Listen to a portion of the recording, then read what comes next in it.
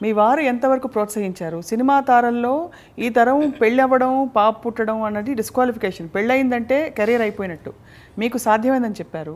మీ అభ్యుదయ భావజాలాన్ని, మీ వ్యక్తిత్వాన్ని ఎంతవరకు మీ వారికి చాలా గౌరవించారండి. ఫస్ట్ ఏంటంటే సినిమా తారలు జనరల్గా సినిమా రంగంలో ఉండే వ్యక్తుల్ని పెళ్లి చేసుకోవడం అనేది అవును ఆ రోజుల్లో ఒక నమ్మకం. కానీ నాకు మొదటి నుంచి కూడా బయట వాళ్ళనే చేసుకోవాలి, సినిమా వాళ్ళని చేసుకోకూడదు అనేటువంటి అభిప్రాయం.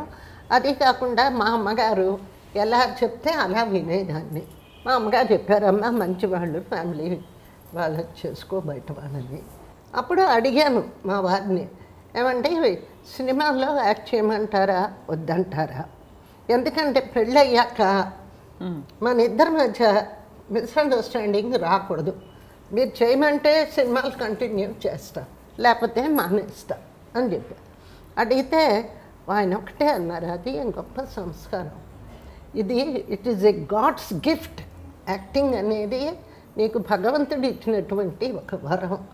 నీకు ఎన్నాళ్ళు, నాకేం అభ్యంతరం లేదు, నీకు ఎన్నాళ్ళు చేయాలని ఉంటే సినిమాల్లో చెయ్యి, విసుకొచ్చినప్పుడు మానేయాలి. అది మా ఇద్దరు అండర్స్టాండింగ్. అప్పటి నుంచి సినిమాల్లో యాక్ట్ చేశాను. బాబు పుట్టాక యాక్ట్ చేశా, స్రవంతి పుట్టాక కూడా 1-2 సినిమాలు చేశా. సో ఆఖరి సినిమా ఏంటంటే రాజతిలక్ అని హిందీ పిక్చర్ బాంబేలో. అప్పుడు 83, అప్పటికి రాజకీయాల్లోకి వచ్చేసాను. తర్వాత మానేశారు. అదృష్టం ఏంటంటే సినిమా రంగంలో ప్రతి వ్యక్తి చేత ఎలా గౌరవించబడ్డానో అదేవిధంగా రాజకీయాల్లో 14-15 ఏళ్ళు ఉన్న ఆ లెవెల్ గౌరవాన్ని ఇక్కడ పొందాను. అట్లాగే రాజీవ్ గాంధీ గారు పిలిచి నాకు రాజమండ్రిని ఇచ్చి సీట్ ఇచ్చి ఎంపీగా కంటెస్ట్ చేయమన్నారు. సో అక్కడ కంటెస్ట్ చేశా, గెలిచా.